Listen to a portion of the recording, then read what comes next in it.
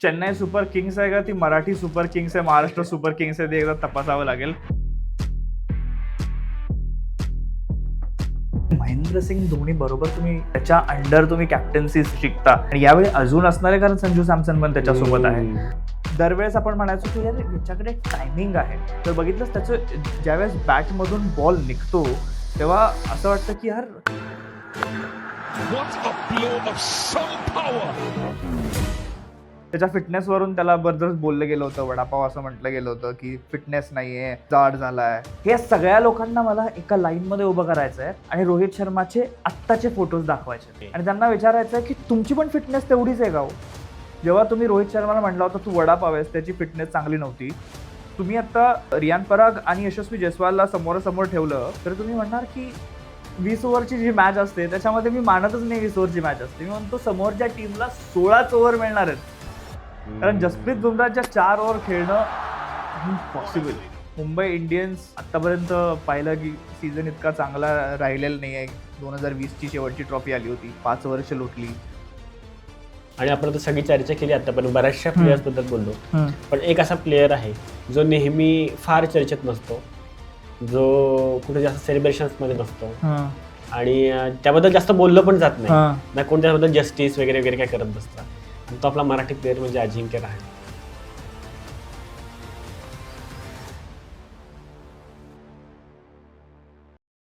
IPL India का त्योहार त्याला म्हणतात आणि आज ह्या त्योहाराबद्दल बोलण्यासाठी आपण हा पॉडकास्ट कंडक्ट करतोय आणि मी खूप एक्सायटेड आहे ह्या पॉडकास्टसाठी, कारण मला IPL फार आवडते आणि मी फार बघतो आणि मला ह्या एपिसोडमध्ये सगळ्या गोष्टी जाणून घ्यायच्यात की ह्या वर्षी सीझन कसं असणार आहे. आणि आपले गेस्ट आहेत, तर मी तुम्हाला पहिलं सर रिक्वेस्ट करतो की तुम्ही ना आपल्या ऑडियन्सला तुमच्याबद्दल सांगा.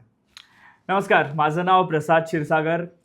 Indian premier league, pro kabaddi league या सगळ्यामध्ये मराठी समालोचन जे तुम्ही ऐकता त्याच्यामध्ये माझा आवाज असतो आणि जो खेळ चालू असतो त्याला आपल्या भाषेत फुलवण्याचं काम माझं थोडक्यात एवढंच असतं, बाकी बरोबर. जास्त नाही. मस्त.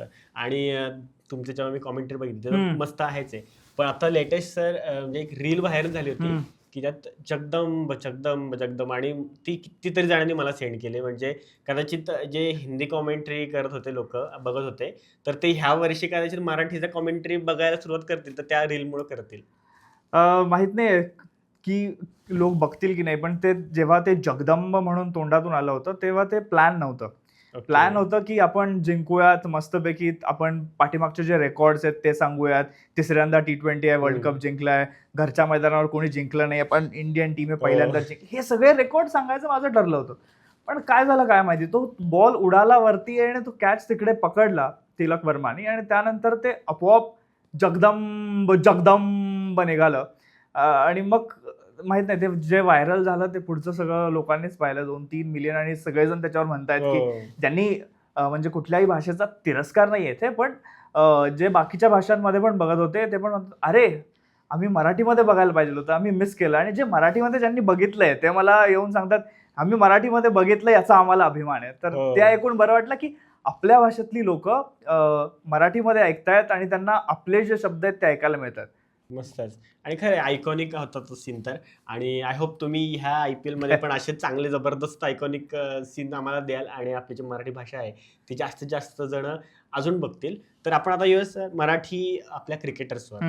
तर मराठी क्रिकेटरचं बघितलं आपण तर सगळ्यात सक्सेसफुल टीम म्हणजे वन ऑफ दी म्हणू शकतो, कारण मुंबई आणि CSK दोघांचे सेम टू सेम आहेत. तर CSK मध्ये जो कॅप्टन आहे त्यांचा ऋतुराज गायकवाड, तो मराठी आहे. तर ते किती भारी आहे आपल्यासाठी. चेन्नई सुपर किंग्स आहे का ती मराठी सुपर किंग्स आहे, महाराष्ट्र सुपर किंग्स आहे, ते एकदा तपासावं लागेल. कारण इतके मराठी खेळाडू तिकडे आहेत. ऋतुराज गायकवाड, जेव्हा त्याला संधी मिळाली आणि मागचा सीझन तो खेळू शकला नाही, पण पुन्हा आता तो कमबॅक करायला तयार आहे. पुण्याचा पट्टा आहे आपला आणि त्यामुळे ज्या पद्धतीने त्याने काम केलेलं आहे आतापर्यंत, टीमला चालवलेलं आहे. आणि महेंद्रसिंग धोनी बरोबर तुम्ही त्याच्या अंडर तुम्ही कॅप्टन्सी शिकता आणि यावेळी अजून असणार आहे कारण संजू सॅमसन पण त्याच्यासोबत आहे. ऋतुराज गायकवाड तर आहेच, आयुष म्हात्रे पण तिकडे आहे. त्यामुळे मराठी पोरांची एक टोळी आहे तिकडे प्रॉपर. हो, खरंच सगळे मराठी लोक आहेत आपले. आणि पण अनेकदा म्हणजे आता असं मग बोललं जातं की कदाचित ऋतुराजला ते आता कॅप्टन्सी नेक्स्ट इयर देतील की नाही ह्याची गॅरंटी आहे, कारण ऑप्शन पण येत आहे, आपला संजू सॅमसन आहे आणि संजू सॅमसनचा तो फॉर्म ज्या लेवलवर आहे, तर तुम्हाला काय वाटतं ते होण्याची शक्यता आहे का? नाही, हे बघ, चेन्नई सुपर किंग्स एखाद्या प्लेअरला जेव्हा त्यांच्याकडे घेते ना, तेव्हा पूर्ण त्यांच्या कुशीमध्ये घेते. असं नाही की आत्ता आहे मग नाही आहे. आत्तापर्यंत पाहिले असतील जितके प्लेयर्स पण त्यांनी घेतले, कामगिरी होत नाहीये चांगली तरी पण त्यांनी ठेवलं त्या प्लेअरला. कारण नंतर जेव्हा गरज पडली त्यावेळेस त्यांनी रिटर्न पण दिला. शेन वॉटसनचं एक ज्वलंत उदाहरण आहे. पूर्ण सीझन रन्स बनाले नाहीत आणि आय गेस सेमीफायनल होतं त्यावेळेस रन बनले. त्याचा पाय तुटला होता, पायातनं रक्त येत होतं, तरी पण तो खेळत राहिला टीमसाठी. कारण टीमने, महेंद्रसिंग धोनीने, स्टीफन फ्लेमिंगने सगळ्यांनी विश्वास दाखवला त्याच्यामुळे. तर सगळ्यांवरती विश्वास दाखवतात ते. त्यामुळे ऋतुराज कंटिन्यू कॅप्टन असेल या सीझनला आणि पुढच्या सीझनला. सॅमसन आलाय म्हणून ऋतू जाईल असं नाहीये, तर ताकद वाढवण्यासाठी. आणि सॅमसनला आणण्याचं कारण पण तेच आहे की विकेट्सच्या पाठीमागून गेम कसा दिसतो ना, हे फार महत्त्वाचं आहे. MS धोनी किंवा मोठे मोठे विकेट किपर्स, कॅप्टन जे आहेत ते स्टम्प्सच्या मागे राहून बघतात की पुढे गेम कसा चालू आहे, बॉलचा टप्पा कसा येतोय, हे सगळं तिथून कोऑर्डिनेट करायला बरं पडतं. तर संजू सॅमसन जरी आला तरी कॅप्टन ऋतुराजच राहील, पण महेंद्रसिंग धोनीचा रोल कोण चालवणार? तर तो संजू सॅमसन. पाठीमागून तो सूत्र व्यवस्थित हलवू शकतो. काय फॉर्म मधून आलाय धोनी. जबरदस्त. म्हणजे कोणाला जर सांगितलं की हे रिक्रिएट करणं शक्य आहे का? 89 वगैरे वगैरे हा. बनवणं. अरे, म्हणजे काय स्टोरी आहे. एक जसं म्हणतो ना की पिक्चरची एखादी स्क्रिप्ट लिहायला पाहिजे, तशी प्रॉपर स्क्रिप्ट आहे भावा त्याची. म्हणजे जर बघितलंस, असं वाटलं ना 2024च्या वर्ल्ड कपमध्ये तो रिझर्व्हमध्ये होता. त्याला खेळायची संधी नव्हती. बार्बाडोसला जेव्हा USA वर्ल्ड कप होता, पण त्यावेळेस तो बाहेर बसून बघत होता. आणि तो आता जेव्हा त्याची इनिंग झाली तेव्हा विचारलं पण, तर तेव्हा म्हटला मी विराट कोहलीला पाहायचो, तो कसा इनिंग बिल्ड करतोय, कशी इनिंग संपवतोय, रोहित शर्माला पाहायचो. आणि तेच ते ऑब्झर्व्ह केलंय. मी जरी कमी क्रिकेट खेळलो असेल तरी ते ऑब्झर्व्ह केलंय आणि आता स्वतःला झाडून दिलं त्याने. आता पण असं वाटलं नव्हतं की अरे त्याला कधीच चान्स मिळेल खेळायचा. पण नियती असते ना, ती सगळं करून नेते तुमच्याकडून. कारण जेवढं तुम्ही कष्ट केलंय, जे तुम्ही पेरलंय ते चांगलं उगवणारच. आणि ते करून दाखवलंय. ज्या पद्धतीने संजू सॅमसनचं करिअर आतापर्यंत आहे. दरवेळेस आपण म्हणायचो की यार याच्याकडे टायमिंग आहे, याचा खेळ भारी आहे, याचा स्किल्स आहे. तर बघितलंच त्याचं ज्यावेळेस बॅटमधून बॉल निघतो तेव्हा असं वाटतं की यार काय आल्हाददायक क्षण आहे हा. परफेक्ट क्रिकेटिंग शॉट्स एकदम परफेक्ट मारतो तो. म्हणजे जबरदस्त. त्याला जर उपमा द्यायची झाली ना की एक प्रेयसी आणि प्रियकर एकमेकाला भेटलेत आणि त्यानंतर लाजून तो बॉल आहे, तो चेंडू आहे, प्रियकर पळून चौकारासाठी गेलाय, असं कुठेतरी वाटतं. कारण ज्या पद्धतीने टायमिंग होतं. पण तेच होतं ना की फक्त टायमिंग आणि क्लासच्या जोरावर मोठे खेळाडू तुम्ही नाही बनत. तुमचं टेम्परामेंट पण लागतं, टीमला शेवटपर्यंत घेऊन जायचं पण असतं आणि ते कुठेतरी मिसिंग होतं. कारण संजू सॅमसन सारखा जो खेळाडू आहे तो सूर्य बनण्याच्या ताकदीचा आहे. आत्तापर्यंत आपल्याला त्याची वीज दिसत होती, एखादं किरण दिसत होतं, पण या वर्ल्ड कपमध्ये तो पूर्णच्या पूर्ण सूर्य आपल्याला पाहायला मिळाला. आणि तो जेव्हा सूर्य आलाय तर बाकीच्या सगळ्या टीम ज्या जळून गेल्यात त्याच्यामध्ये, खाक झाल्यात. पण जर्नी पण मोठी येणार आहे त्याची की या वर्ल्ड कपमध्ये पण जागा मिळेल नाही मिळेल माहीत नव्हतं. पहिल्या काही मॅचेस खेळलाच नाही तो. नंतर जेव्हा त्याला संधी मिळाली तेव्हा 3ही मॅचेसमध्ये हाफ सेंचुरी. आणि असं कुठेच वाटलं नाही की मला 100 करायचं आहे. म्हणजे या सीझनमध्ये असे पण काही खेळाडू होते ज्यांचे सगळ्यात जास्त रन्स आहेत. नाव घेत नाही मी कोणाचं, पण त्यांची टीम कुठेच दिसली नाही मला. टॉप 8 मध्ये पण नव्हते. टॉप 2 मध्ये त्यांचं नाव आहे. शेवटच्या मॅचपर्यंत टॉप 1 ला होता, पण त्याची टीम कुठेच दिसली नाही. पण संजू सॅमसन की 100 करायचं हे सगळं विसरून गेला होता आणि त्यांनी काम करून दाखवलं. त्याच्यात अजून एक बघ ना की जेव्हा त्याला विचारलं गेलं की कसं चालू होतं, प्रेशर कसं हँडल केलंस, त्यावेळेस त्याने सचिन तेंडुलकरचं पण नाव घेतलं. तो म्हटला की, आणि सचिन तेंडुलकरच्या मुलाचं लग्न होतं त्या काळामध्ये. तर त्यामुळे लग्न जेव्हा असतं तेव्हा माहिती आहे किती गोंधळ असतो. आणि त्या गोंधळामधून वेळ काढून सचिन तेंडुलकर त्याच्याशी बोलायचे. फायनलच्या आदल्या रात्री त्यांचं संभाषण झालं होतं, कसं आहे, डोकं व्यवस्थित क्लिअर आहे ना. तर ते छोट्या छोट्या गोष्टी असतात ना, त्यामुळे मला भारतीय क्रिकेटचं ते एक प्रेम आहे. भारतीय क्रिकेट खऱ्या अर्थाने प्रजासत्ताक आहे. कारण इथं सगळीकडून सगळेजण येतात रे. किती आपल्याकडे प्रदेश आहेत, किती बोली बोलल्या जातात. सचिन तेंडुलकर आपल्या मुंबई महाराष्ट्राचा, असं नाही की तो इथल्याच लोकांना मदत करतात. संजू सॅमसन कुठला, तर तो कोचीचा, तो तिकडचा केरळचा प्लेअर. पण दोघांचं संभाषण चालू आहे. कारण खरोखर भारताचं रिप्रेझेंटेशन काय, भारतीय प्रजासत्ताक काय हे क्रिकेट आणि इंडियन क्रिकेट टीम दाखवून देते. त्यामुळे hats off to Sanju Samson. आणि ज्या फॉर्मने आता तो IPL मध्ये चाललाय जबरदस्त. आणि CSK मध्ये, आणि CSKचे लोक जेव्हा एखाद्याला आपलं बनवून घेतात ना तेव्हा प्रेम वाटतं रे. असं वाटतं की मला पण CSKच्या टीम मध्ये जायचंय. आणि फॅन्स वेडे आहेत. कारण IPL ला पण बघितलं, जेव्हा चेन्नईला मॅच असायची, शिवम दुबे याला की वेगळाच फॉर्म यायचा, त्या सगळ्या फॅन्समध्ये एक जल्लोष यायचा, आवाज यायचा, एक वातावरण तयार व्हायचं. संजू सॅमसन, कारण त्यांना माहिती होतं आपल्याकडून खेळणार आहे, तो आला की, आता तू पाहिला असेल जेव्हा तो टीम मध्ये खेळत नव्हता पण चेन्नई मध्ये मॅच होती आणि टॉस झाला, सूर्यकुमार यादव म्हणला की आज संजू सॅमसन खेळतोय, त्यानंतर जो आवाज झालाय माझ्या अंगावर आता पण गुजबम्स आहेत. कारण जेव्हा मी कॉमेंट्री करतो ना तर आमच्याकडे स्टेडियमचा आवाज असतो तिथला, आणि त्याच्यामुळे लगेच कळतो अरे हे आतापर्यंत काहीच नव्हतं आणि अचानक. तर संजू, ते CSKचे फॅन्स आहेत ना, जेव्हा तुम्हाला घेतात कुशीमध्ये तेव्हा तुम्हाला हिरो बनवून सोडतात. बरोबर. पण आता तुम्ही एक सांगितलं की जे CSK जी टीम आहे ती लॉंग टर्म विचार करते, लगेच सोडत नाही. पण आता जो रवींद्र जडेजांचा जो इन्सिडेंट आहे त्यावर काय बोलायचं मग? इथे तर पूर्ण कॉन्ट्राडिक्टरी आहे ना. एवढा म्हणजे कोणाला स्वप्नात पण वाटलं असतं. म्हणजे मला राजस्थान रॉयल्स फेवरेट माझी टीम आहे आणि संजू सॅमसन गेला, ठीक आहे, म्हणजे त्याला ते डेस्टिनी होतीच की आम्हाला वाटतं की कधी ना कधी त्याने चांगल्या टीमकडून, मोठ्या टीमकडून खेळायला पाहिजे, धोनीची लेगसी आहे, सगळं आहे.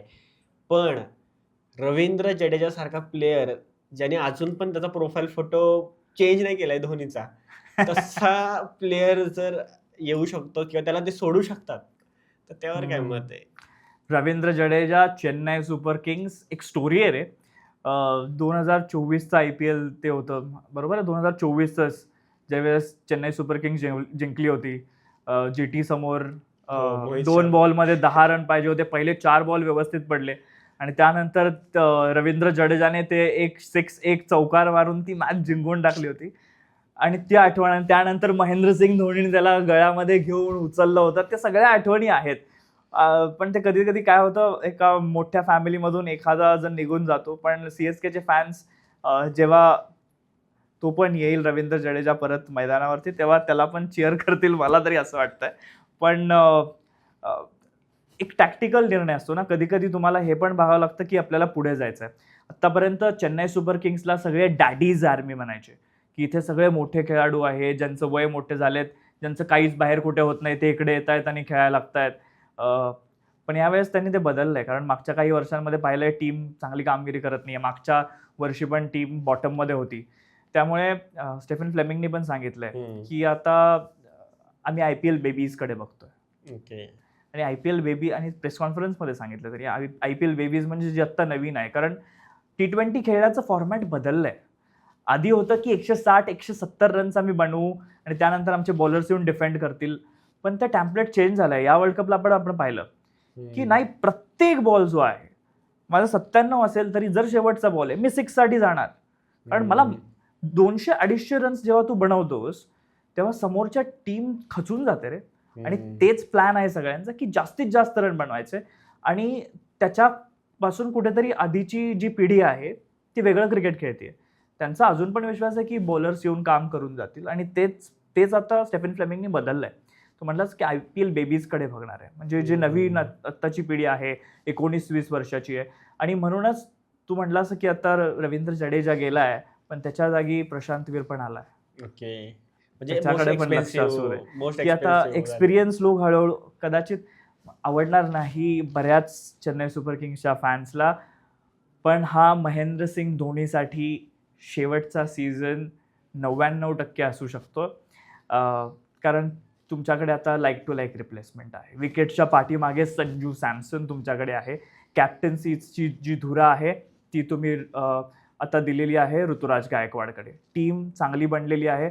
तुमच्याकडे ओपनर्स आहेत, तुमच्याकडे मधली फळी चांगली झालेली आहे. एक तुम्ही चांगला अष्टपैलू खेळाडू घेतलेला आहे, प्रशांत वीर तुमच्याकडे आहे. त्यामुळे टीम आता व्यवस्थित वाटते. तर त्याच्यामुळे आता कदाचित महेंद्रसिंग धोनी थाला आला असं या सीझन पुरताच आपण म्हणू शकतो. पण मला थोडेसे होप्स द्यायच्यात.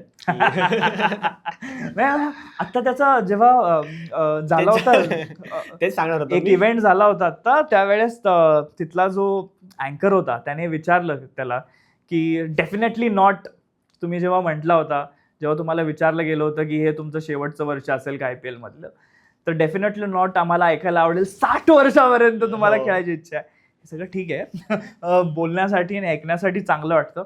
पण महेंद्रसिंग धोनीचं पण त्याच्यावरती तेच उत्तर होतं की माझं विमान आता उडत नाहीये, माझं वय जे आहे ते आता सध्या कमी होत आहे, पण प्रयत्न करत राहील. I will try. I will try, हे कुठे सुटत नाही. आय विल ट्राय ज्यावेळी तेव्हा महेंद्रसिंग धोनीने सांगितलं त्यावेळी जो क्राऊड ओरडायला सुरुवात झाली ना त्या व्हिडिओमध्ये, क्रेझी जबरदस्त. होतं रे. महेंद्रसिंग धोनी आणि फॅन्स एक वेगळं नातं आहे. MS धोनी भारतीय क्रिकेट म्हणजे तर तुला उपमास द्यायची झाली तर महेंद्रसिंग धोनी काही गोष्टींना ना वय नसतं, हम्म. अजरामर असतात त्या गोष्टी, आणि कर्तृत्वाला पण वय नसतं. बरोबर. म्हणजे लता दीदींच्या आवाजाला पण वय नसतं, हम्म. किंवा शिवाजी महाराजांच्या बुद्धीला वय नसतं, जसं छत्रपती संभाजी महाराजांच्या तलवारीला वय नसतं, किंवा भगतसिंग यांनी जो त्याग केलाय त्याला वय नाही आहे. त्याचप्रमाणे महेंद्रसिंग धोनीच्या बॅटमधून तो जो 6 निघाला होता 2011 साली, त्यालाही वय नाही आहे. आता तुझ्या तोंडावर ते हास्य आलं ना की जिवंत झाला ना तो आवाज कानात येतोय. ते वय, commentary त्याला चा. वय नाहीये. किंवा महेंद्रसिंग धोनीची पूर्ण कारकीर्द आहे, त्याला पण वय नाहीये. आणि हे जे नाव आहे महेंद्रसिंग धोनी, त्याला अजिबात वय नाहीये. हे अजरामर राहणारं नाव आहे. खरे खरे.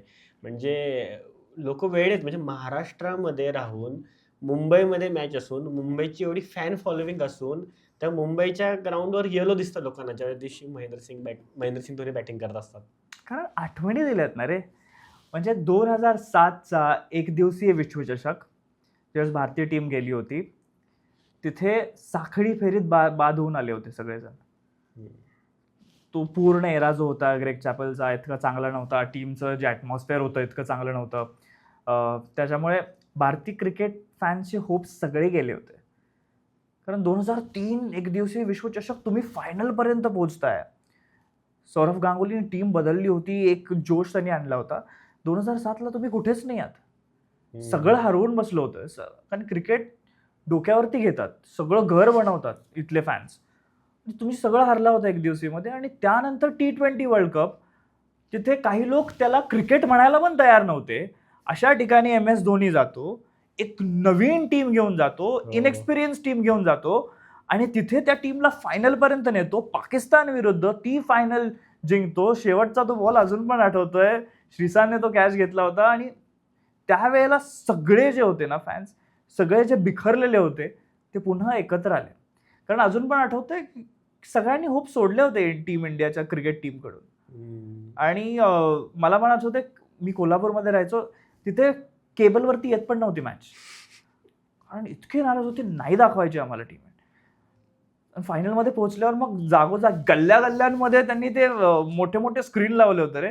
आणि इव्हन त्या स्क्रीनच्या समोर बसून पाहिले, कारण टीव्हीवर मॅच येतच नव्हती ती. बापरे. आणि त्यानंतर जिंकल्यानंतर जो मी ओरडून सगळीकडे ओरडलोय, तर माझ्यासाठीच नाही, हजारो जणांसाठी महेंद्रसिंग धोनीने एक आठवण तयार केली तेव्हापासून. आणि त्यानंतर बघ 2007ला आपण जिंकलो, 2011मध्ये घरच्या मैदानावरती, घरात जेव्हा वर्ल्ड कप होता तेव्हा तो वर्ल्ड कप जिंकला. आणि म्हणून वानखेडेचं मैदान मला भरपूर आवडतं रे. त्या वानखेडेच्या मैदानामध्ये गेलं ना की मला ते क्षण आठवतात जेव्हा महेंद्रसिंग धोनीचा तो 6 होता. अजून पण ते जिथे बॉल गेला होता ते 2 सीट रिझर्व्ह आहेत. तिथे अजून त्यांनी एक छान अशी कमांड वगैरे बनवली आहे, इथे विनिंग बॉल लागला होता म्हणून. आणि वानखेडेच्या मैदानावर त्या आठवणी लगेच ताजा होतात. आम्ही आता T20 मुंबई लीग करायला गेलो होतो, त्यावेळेस एका बाजूला तिथे सचिन तेंडुलकरांचा स्टॅच्यू पण आहे तिथे. एका बाजूला समुद्र, एवढा मोठा समुद्र आहे, त्याचा आवाज लाटांचा येत असतो. दुसऱ्या बाजूला ट्रेन आहे, त्या ट्रेनचा आवाज कंटिन्युअस कानावरती येत असतो. आणि क्रिकेटची बॅट आणि बॉल यातला टाक करून आलेला आवाज, आणि फॅन्स. जबरदस्त कॉम्बिनेशन.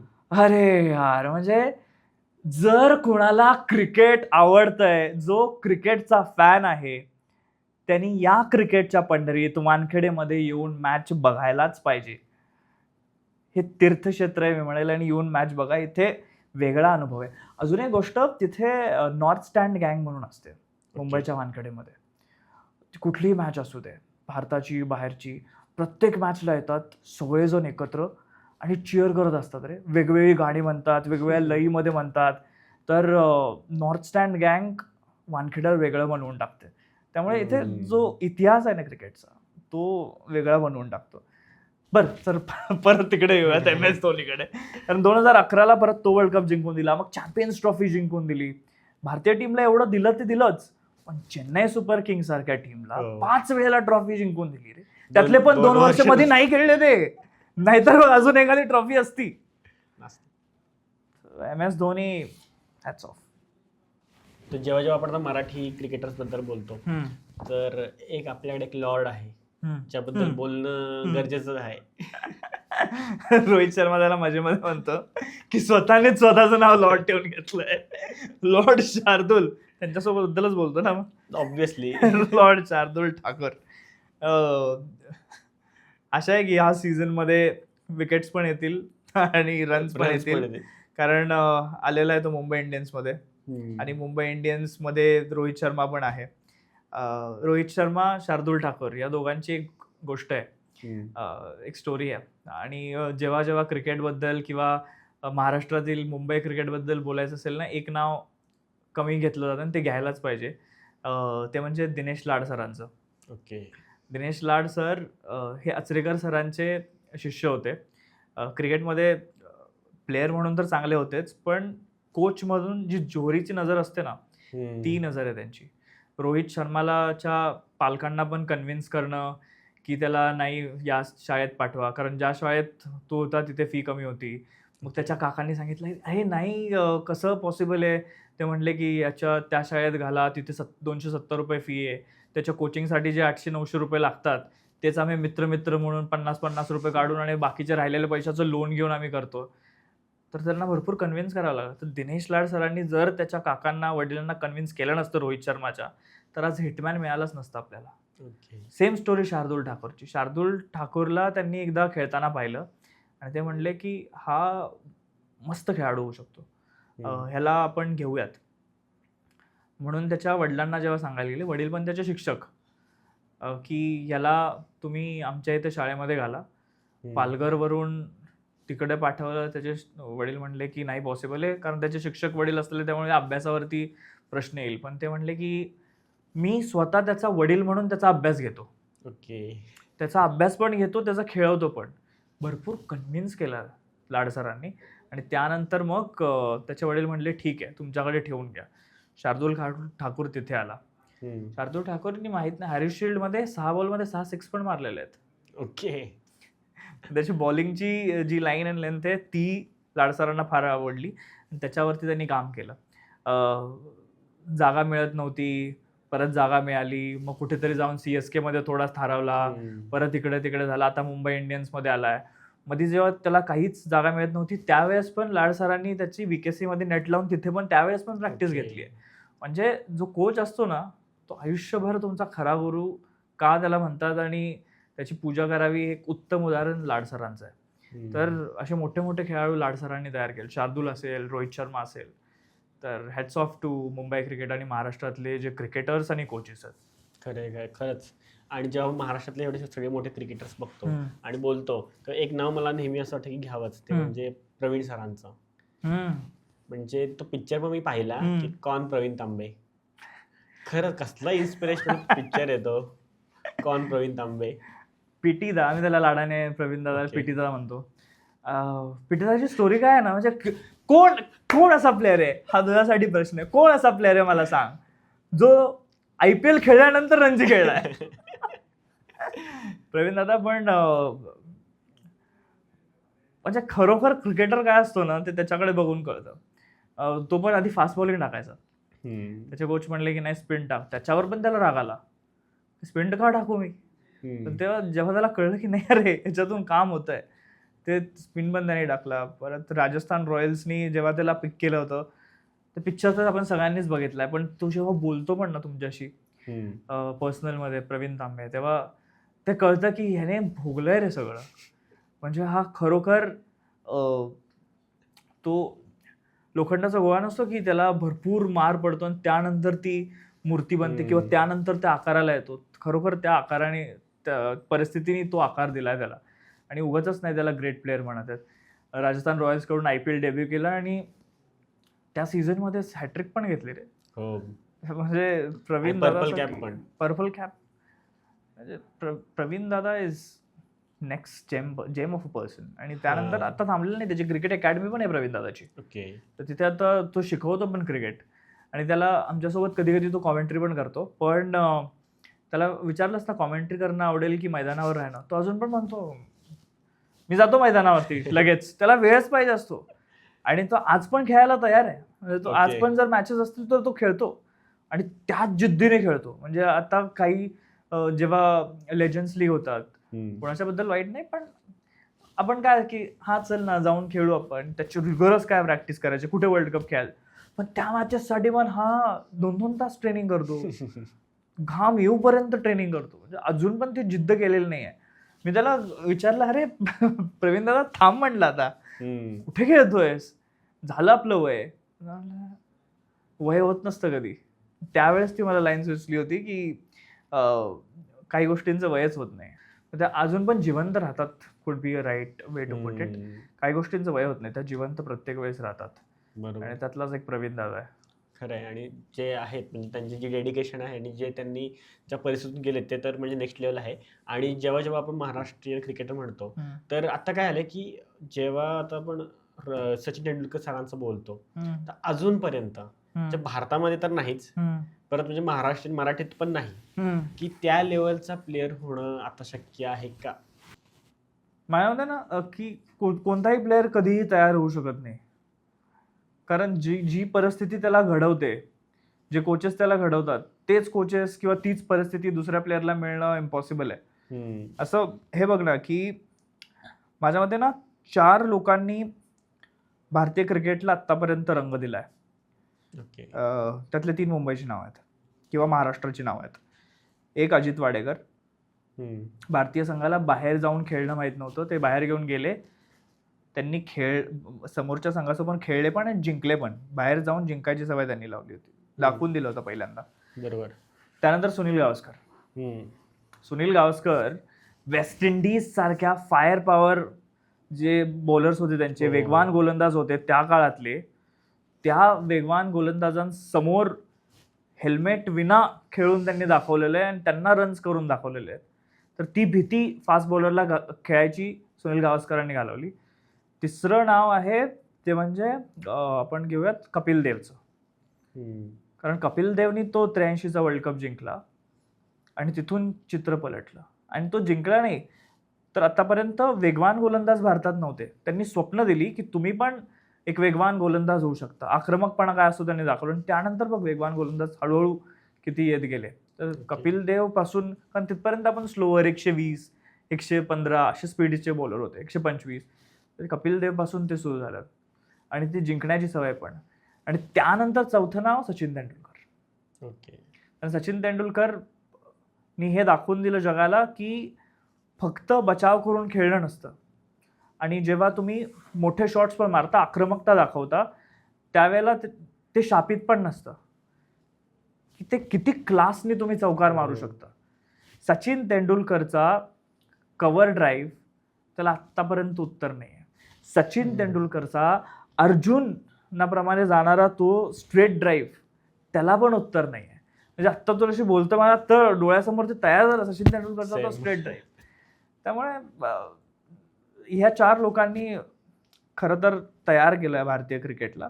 आणि त्यानंतर मग सौरभ गांगुली आला, त्यांनी समोरच्याला कसं उत्तर द्यायचं ते दाखवलं. मग MS धोनी आला, मग विराट कोहली आला ज्यांनी फिटनेस बदलली. हे सगळं पुढे होतंच, पण ते महत्वाचं होतं. तेव्हापासून हळूहळू ते बदल होत जाणं. पण प्रश्न तुझा हाच होता की नवीन प्लेअर होईल का नाही. पण प्रत्येक प्लेअर, माझं एवढी सगळी रामायण सांगण्याचा उद्देश की प्रत्येक प्लेअर जो येतो तो काहीतरी नवीन घेऊन येतो टीम इंडियासाठी. हेच आधीचं झालं होतं असं नाही, प्रत्येक जण काहीतरी नवीन घेऊन येतो. तर ते महत्वाचं आहे की आता कोण काय नवीन आणेल. आणि आपण आता सगळी चर्चा केली आतापर्यंत, बऱ्याचशा प्लेयर्स बद्दल बोललो, पण एक असा प्लेअर आहे जो नेहमी फार चर्चेत नसतो, जो कुठे जास्त सेलिब्रेशन्स मध्ये नसतो, आणि त्याबद्दल जास्त बोललं पण जात नाही ना, कोण त्याबद्दल जस्टिस वगैरे वगैरे काय करत बसतात. आणि तो आपला मराठी प्लेअर म्हणजे अजिंक्य रहाणे. आता मी काय अवांतर काहीतरी बोलेल असं तुम्हाला वाटेल, पण राजस्थान रॉयल्सचा मी फार मोठा आधीपासूनचा फॅन आहे आणि त्याचं महत्त्वाचं कारण म्हणजे राहुल द्रविड, अजिंक्य रहाणे अशा प्लेयर त्यांच्या टीमचे कॅप्टन होते आणि ते क्लास दाखवून देतात. अजिंक्य रहाणे सगळे जर म्हणायचं अरे अजिंक्य रहाणे म्हणजे टेस्ट क्रिकेट पुरता ठीक आहे रे, कशाला T20 मध्ये. पण अजिंक्य 2.0 जर तुम्ही बघितलं असेल चेन्नई सुपर किंग्स मध्ये, जे दे दनादन जे क्रिस गेलला पण जमलं नसेल. क्रिस गेलनी म्हटलं होतं की जे पुजारा वगैरे किंवा रहाणे वगैरे हळू राहून खेळतायत ते मला नाही जमणार. कदाचित मी जे करतोय ते त्यांना जमेल आणि ते जमवून दाखवलं रहाणेने. त्याला जेव्हा रोल दिला MS धोनीने किंवा ऋतुराज गायकवाडने की भाई हे बघ तुझा हा रोल आहे, 3रा नंबरला येऊन मारायचं, तो म्हटला हे ठीक आहे, जे येऊन टपाटप द्यायला सुरू केलं. अजिंक्य रहाणे क्लास. या सीझन मध्ये मात्र जिथे तो गेलेला आहे सध्या तिथे मला गणितं सगळी अवघड वाटतात KKR मध्ये. कारण तुम्ही तिथे खेळवणार कुठे काय, कारण तुमच्याकडे टीम सॅफर्ड आहे, फिन ॲलन आहे. त्या दोघांनी दक्षिण आफ्रिकेविरुद्ध पाहिलं ज्या पद्धतीने सेमीफायनल मध्ये त्यांना हरवलं. एक हाती 33 बॉल 100, 170 रनाची मॅच 10:30 वाजता संपली. अरे दाद घशात घातले होते त्यांचे. ते असं वाटलं की ज्या पद्धतीने ते दोघं मारत होते बाकीचे फिल्डर फक्त थांबलेत, नाही तुम्ही थांबा कारण हे संपवायचं आहे. नाहीतर अरे काय क्रेझी आहेत ते. टीम फिन ॲलन, टीम सायफर्ड, त्या तिथे कुठे बसतोय अजिंक्य रहाणे, हा महत्वाचा प्रश्न आहे. तर बघ आता तू जर टीम पाहिलीस त्यांची, फिन ॲलन, कॅमरन ग्रीन तुमच्याकडे आहे, पॉवेल आहे, रिंकू, नारायण, रमनदीप, कुठे जागा कुठे, सगळे फायर पॉवर आहेत. पण हे जे फायर पॉवर आहेत, पॉवेल तुमच्याकडे आहे, नारायण तुमच्याकडे आहे, green, fin Allen, Ajinkya Rahane कुठे बॅटिंग करणार? का फक्त तो कॅप्टन आहे म्हणून त्याला तुम्ही बसवणार? टीम मध्ये आहे, तू खेळ कारण कॅप्टन आहेस, मग तू कुठल्या नंबरवर खेळणार? आणि त्या टीमचं KKRचं यावेळेस बॅटिंग त्यांची एकदम टॉप क्लास दिसतीये, पण बॉलिंग काहीच नाही आहे. काही कारणाने मुस्तफिजर पण खेळत नाही आहे.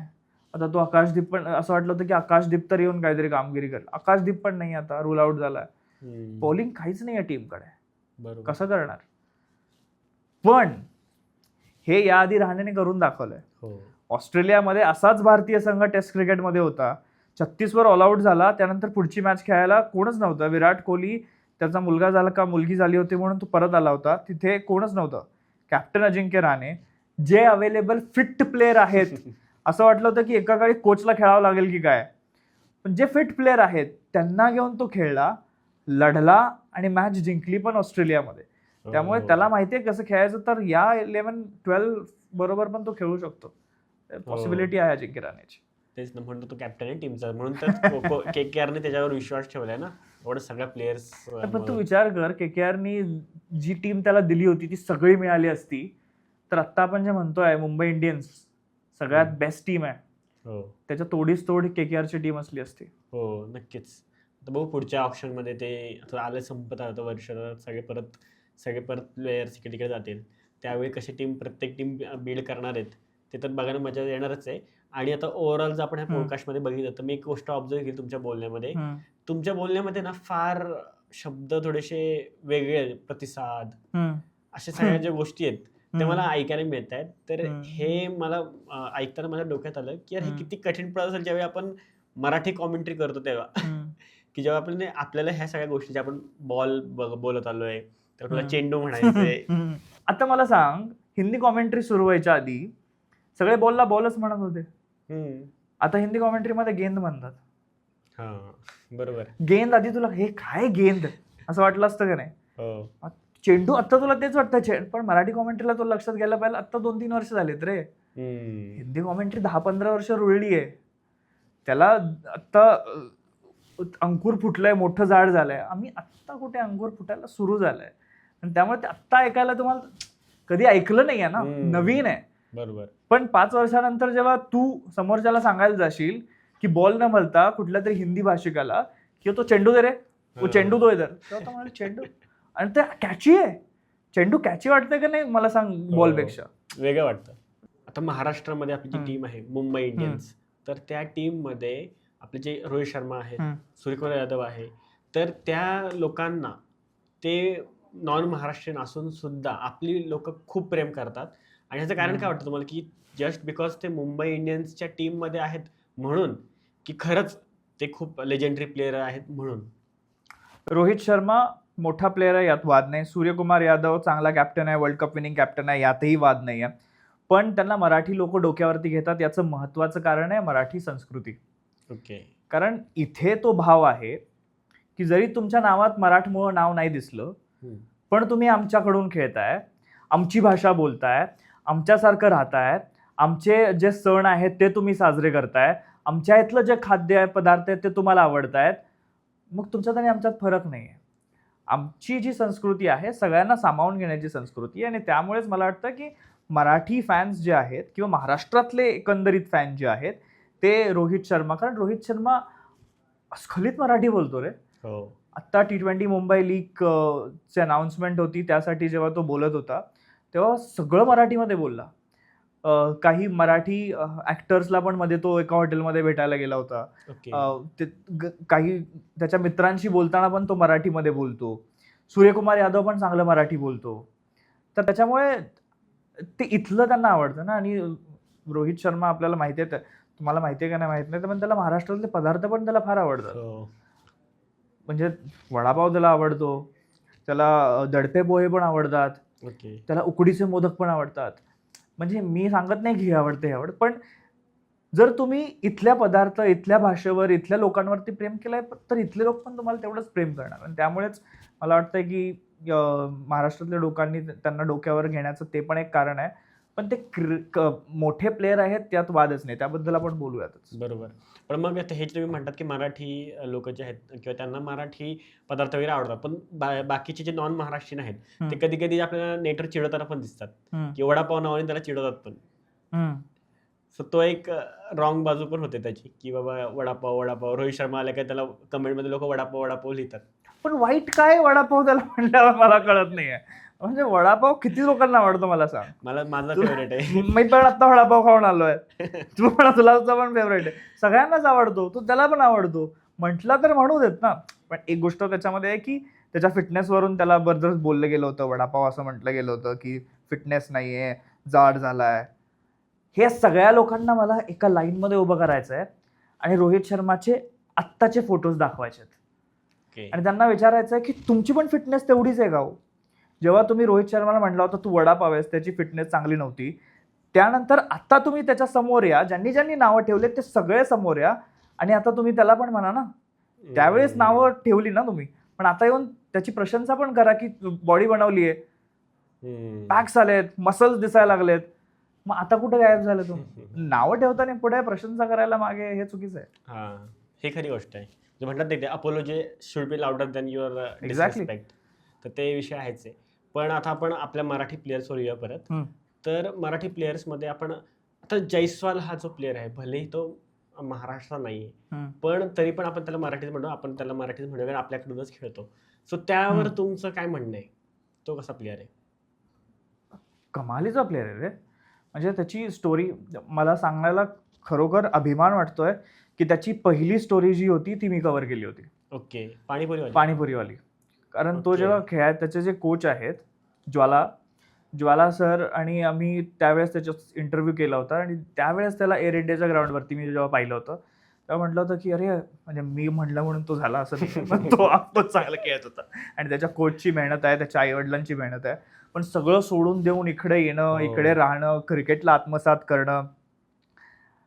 आत्ता जेव्हा तो IPL मध्ये येईल ना, एका वेगळ्या इंटेन्शननी येईल, असं फायर पॉवर म्हणून येईल. म्हणजे तो असतो ना की आता खरोखर लागली आहे मिरची, आणि मिरची लागल्यावर माणूस काय करतो ना ते त्याचं त्यालाच माहित नसतं. कारण T20 वर्ल्ड कपच्या टीममध्ये तुम्ही नाही आहात. तुम्ही ज्या टीममध्ये आहात तिथे तुम्हाला कॅप्टन बनायची संधी होती, तिथे कॅप्टन पण तुम्ही नाही आहात. राजस्थान रॉयल्सनी रियान परागला कॅप्टन, रियान परागबद्दल वाईट मला म्हणायचंच नाही आहे, पण पोटेन्शियल कॅन्डिडेट होता. तुम्ही होता, कारण तुमचा खेळ त्याच्यापेक्षा चांगला आहे ना. तुम्ही आता रियान पराग आणि यशस्वी जयस्वालला समोरासमोर ठेवलं तर तुम्ही म्हणणार की यशस्वी जयस्वाल कधी पण उजवा. Obvious choice. हां, पण टीमचा त्यांचा भाग असेल, त्यांनी काही मीटिंग्स घेतल्या असतील, प्रश्न उत्तरं झाली असतील आणि त्यानंतर ठरवलं असेल. कारण रियान पराग माझ्या मते असा आमच्या संघाचा कॅप्टन पण आहे बहुतेक. तर त्यामुळे ते पण एक कारण असेल आणि यशस्वीनी कॅप्टन्सी केली नाहीये. त्यांचं काहीतरी बोलणं झालं असेल आणि त्यानंतर मॅनेजमेंटने निर्णय घेतला असेल. पण ती जी आग लागलेली असणार आहे ती तुफान असणार आहे. कारण T20 वर्ल्ड कपमध्ये तुम्ही नाहीये, टीम इंडियामध्ये नाहीये, इथे कॅप्टन नाही आहे आणि ते रिकॉग्निशन तुम्हाला अजून मिळालेलं नाही. अंदाज आहे माझा की त्याच्याशी व्यवस्थित बोललेले असणार आहेत आणि रोहित शर्मा त्याच्या कंटिन्युअस टचमध्ये आहे. तर आशा आहे की सगळं व्यवस्थित असेल. कारण मध्ये बरंच बोललं गेलं होतं की तो मुंबईकडून आता गोव्याच्या टीममध्ये जाईल, पण त्यानंतर तो मुंबईत थांबला. कारण माहिती आहे त्याला इथे तुला भरपूर क्रिकेट खेळायला मिळणार आहे. त्यामुळे यशस्वी जयस्वालसाठी हा सीझन फार मोठा आणि महत्वाचा आहे. पण आता आपण जेव्हा ही मराठी प्लेअर तुम्ही बरेच नावं घेतली, आपण जे नॉर्मल ऑडियन्स आहे त्यांना काय होतं की त्यांना नंतर माहिती पडतात. आयुष्यमान आधीपासून एक्झिस्ट करत असेल, पण नंतर लोकांना माहित पडलं की अरे हा प्लेअर जयस्वाल आधीपासून एक्झिस्ट करत असेल, नंतर लोकांना माहित पडलं. तुम्हाला वाटतं की असे कोणते अजून प्लेयर्स आहेत की जे लाईमलाईट मध्ये आले नाहीयेत पण ते खरंच पोटेन्शियल आहेत की बाबा हे मराठी प्लेयर्स पुढे जाऊन खूप जबरदस्त IPL मध्ये काम करणार आहेत? इंटरेस्टिंग स्टोरीज आहेत. म्हणजे अशा गोष्टी आहेत ना त्याच्यावरती पिक्चर बनवू शकतात मराठी प्लेयर्सचे. आणि यावर्षी ते प्लेयर्स कदाचित दिसतील पण खेळताना. मुंबई इंडियन्सच्याच टीममध्ये आहे अथर्व अंकोळेकर. ओके. अनकॅप प्लेअर आहे, अजून इंडियासाठी खेळला नाही, पण अंडर-19 2020च्या टीममध्ये तो होता. अथर्व अंकोळेकर त्याला लाडाने बंड्या अंकोळेकर पण म्हणतात. पण त्याची स्टोरी काय कमाल आहे रे. त्याचे वडील कांगालिक खेळले होते. कांगालिक जी मुंबईमध्ये होते ते खेळायचे, पण ते आणि बस कंडक्टर होते. पण जेव्हा अथर्व खेळायला सुरू झाला म्हणजे थोडा मोठा झाला त्यावेळेस ते वारले. आणि त्यानंतर त्यांचा जॉब त्यांच्या पत्नीनी म्हणजे अथर्वच्या आईनी करायला घेतला. आणि ती जॉब करत होती कारण अथर्वला क्रिकेट खेळायचं बंद नव्हतं करायचं, कारण क्रिकेटचा खर्च तुफान असतो. तर अथर्वला क्रिकेट खेळायसाठी मग त्यांनी जॉब केला आणि ते जॉब करत राहिले. आणि अथर्व अंकोळेकर 2020 साली तो होता अंडर-19 टीममध्ये, तेव्हा पण त्यांनी काम चांगलं केलं होतं. आत्ता मुंबई T20 लीग जेव्हा झाली होती तेव्हा अथर्व अंकोळेकर ठाणे ईगल स्ट्रायकर्सकडून होता बहुतेक. चांगल्या पार्टनरशिप्स केल्या. डावखोळा फलंदाज आहे तो, लेफ्ट आर्म स्पिन पण तुम्हाला देतो.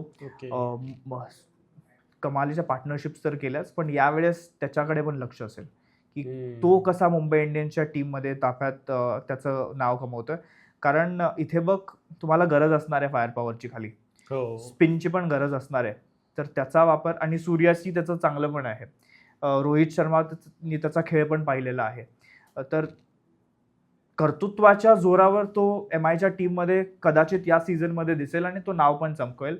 अथर्व अंकोळेकर, बंड्या अंकोळेकर नाव लक्षात ठेवा. खरंच. अजून एक प्लेअर आहे मुंबई T20 मध्येच मी त्याला पाहिलं होतं, ओमकार टरमाळे.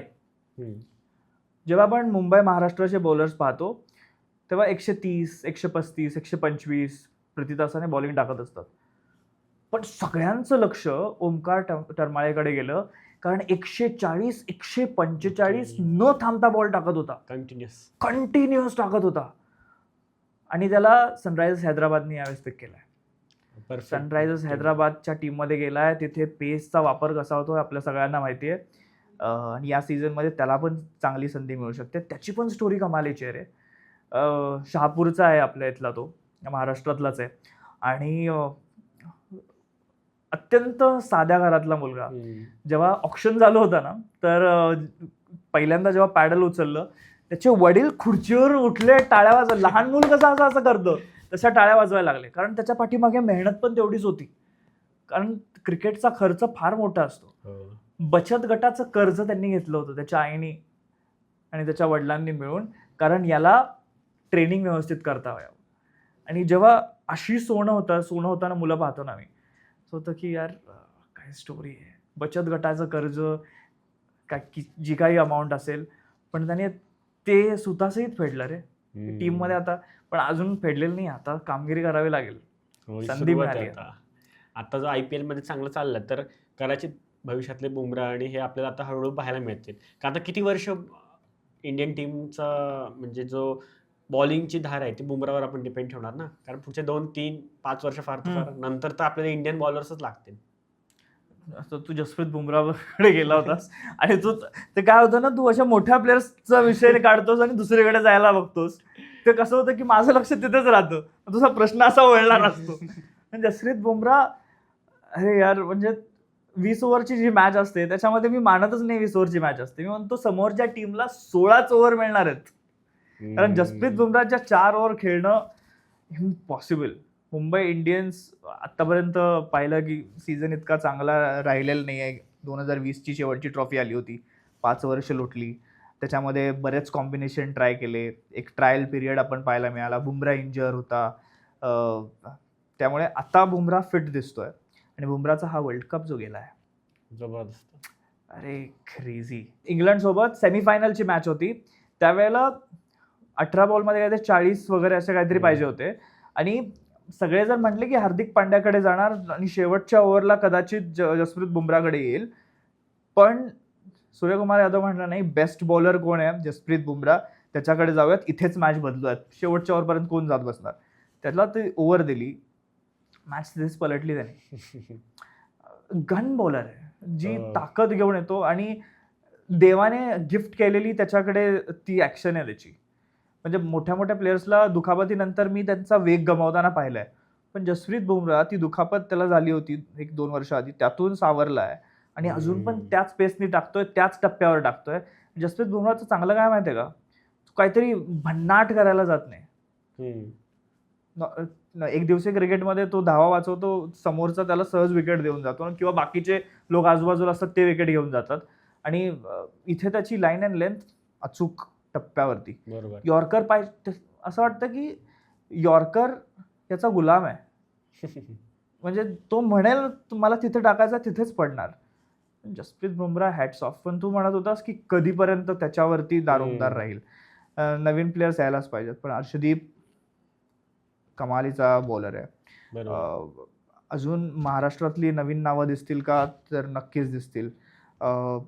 पण फास्ट बॉलरचं कसं आहे ना की दुखापतग्रस्त होण्याचे चान्सेस भरपूर असतात, त्यामुळे त्यांची इंजरी तुम्ही कशी अवॉइड करू शकता, त्यांच्या ॲक्शनवरती कसं काम करू शकता.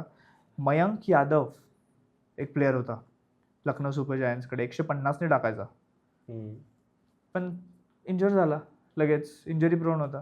पण आता त्याला परत घेऊन आलेत ते आणि आता त्याच्या फिटनेसवरती काम केलंय. या सीझनमध्ये दिसेल 150 त्याचा. खरं आणि गरज म्हणजे टीमला, कारण गेल्या वर्षीचे सीझन केवढे म्हणजे चांगले राहिले नाहीत आणि रिषभ पंतवर खूप जास्त प्रेशर पण आहे. आणि ह्या वर्षी ते राम जन्मचे आधी ते जाऊन पण आलेत की बाबा मंदिरामध्ये की ह्या वर्षीचं सीझन आपलं थोडंसं प्रभू श्रीरामांच्या कृपेने चांगलं जावं. सगळी टीम आणि ओनर आणि सगळेच जाऊन आलेत. मला असं वाटतं बदल जे त्यांनी बरेच केलेत ना, आणि प्रत्येक वेळेला जे बदल करत असतात त्यामुळे बरेच प्रॉब्लेम झाले. मागचा सीझन पण इतका चांगला गेला नाही. त्याच्या मागचा तर जेव्हा KL राहुल त्यांचा कॅप्टन होता, तो तर सीझन खरोखरच खराब गेला होता. पण गेला सीझन पण असं वाटलं की कुठेतरी गाडी रुळावरून खाली जाते. या सीझनला आता रामाचा आशीर्वाद घेतलाय, राम आएंगे और राम आएंगे तो ट्रॉफी लेके आएंगे का नाही येणार ते वेळच सांगेल. पण ऋषभ पंतला सलाम आहे, जिथून त्याने आपलं क्रिकेट करिअरचं दुसरं पर्व सुरू केलंय.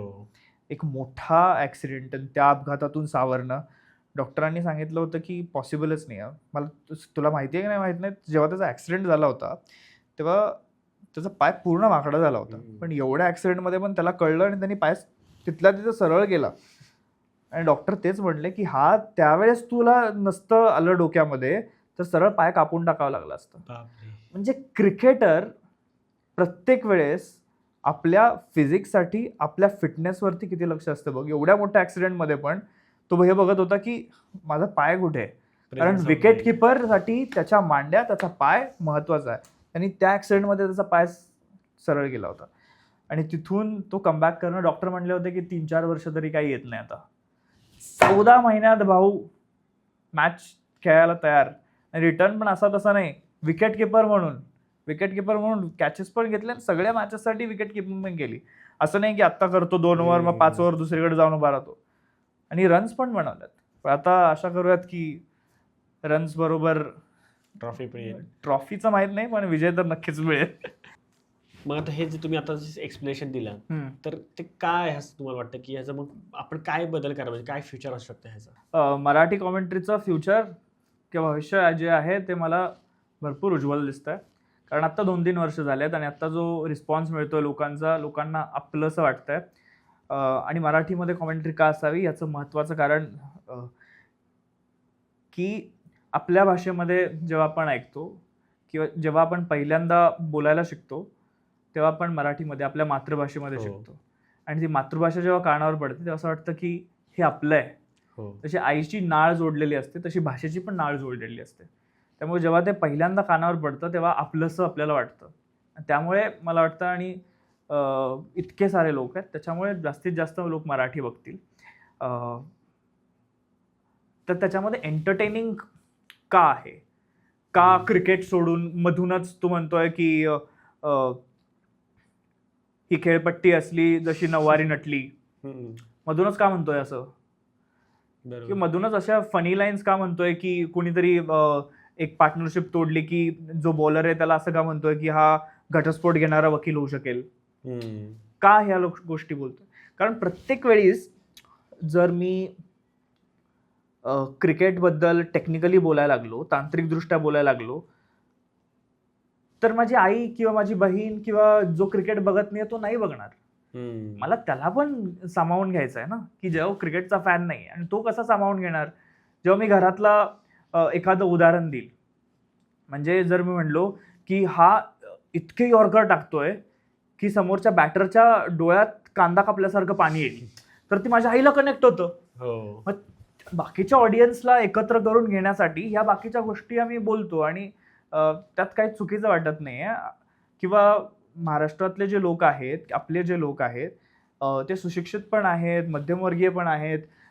काही लोक जे MIDC ला काम करून येतात किंवा रिक्षा चालवून येतो, तो दिवसभर 10-12 तास काम करून आलेला आहे. त्याला मी सांगत बसलो की जो पॉइंट डीपला फिल्डर ठेवलाय आणि म्हणून बाहेर बॉल यॉर्क टाकलाय, तर तो म्हणाला मला नाही ऐकायचंय. मला काहीतरी असं सांग की मी हा पहिल्या बॉलला आल्यावर 6 मारतोय, म्हणजे असं झालं की मी CNG भरायला गेलो आणि लाईनच नाही लागली, आल्या सुरू झाला. तू मला कनेक्ट कर ना. की मग त्याला पण असं वाटतं की अरे हा माझ्याबद्दल काहीतरी बोलतोय. तर त्यासाठी ते महत्वाचं आहे, त्यासाठी ह्या टर्म्स वापरतोय. किंवा कोणतरी खानदेशातला आहे, अमरावतीचा आहे, त्याला मी समज बोललो की वरणबट्टी वांग्याची भाजी खाऊन शॉट मारायलाय तसं यो शॉट मारायलाय, त्याला कनेक्ट होईल लगेच, त्याला लगेच कनेक्ट होणार. किंवा कोल्हापुरातला माणूस आहे, त्याला मी सांग एवढा बॉल भिरकावून मारलाय, सरळ जाऊन पडलाय बिंदू चौकामध्ये किंवा रंकाळ्यामध्ये. किंवा पुण्याचा माणूस आहे, त्याला म्हणलं की जेवढी गर्दी FC रोलो वर्ल्ड कप जिंकल्यावर होते तेवढीच गर्दी आज इथं प्रेक्षकांची झाली आहे. मग त्याला कळतंय, अरे मग त्याला त्याचं डायमीटर कळतंय ना, त्याला त्याचं किती मोठं आहे ते कळतंय. तर त्यामुळे तिथल्या लोकल गोष्टी तुम्ही जेव्हा वापरून बोलता किंवा कोकणात अजून एक रील व्हायरल झाली होती की जेव्हा तो डीपमध्ये फिल्डर होता, बाउंड्री लाईनवरती कॅच होता, कॅच सुटला आणि बोटातून 6 साठी बॉल गेला. कॅच आउट व्हायचा पण सुटला आणि 6 रन पण गेल्या. त्यासाठी एक कोकणातली म्हण आहे, बैल गेलो तो गेलो पण जाताना 9 हाताचं कासरू पण घेऊन गेलो. म्हणजे बैल गेला पण ते नवीन आता कासरा त्याला पकडायला गेला तो पण गेला. तर ते लोकांना कनेक्ट झालं. तर इतकी समृद्ध भाषा आहे, प्रत्येक वेळेस म्हणतोय, वेगवेगळे डायलेक्ट आहेत आणि प्रत्येकाला सामावून घेण्याचा प्रयत्न पाहिजे. जर मी असं बोलत राहिलो की तू ऐक ना, मी तुझ्या हा किती सुंदर फटका मारला, हा उंच गेलेला आहे, हा 6 धावांसाठी, ते दिसतंय मला त्यांनी 6 धावांसाठी, हा चांगला यॉर्कर, धाव नाही आली, दिसतंय मला, त्याला मी कसं फुलवू शकतो.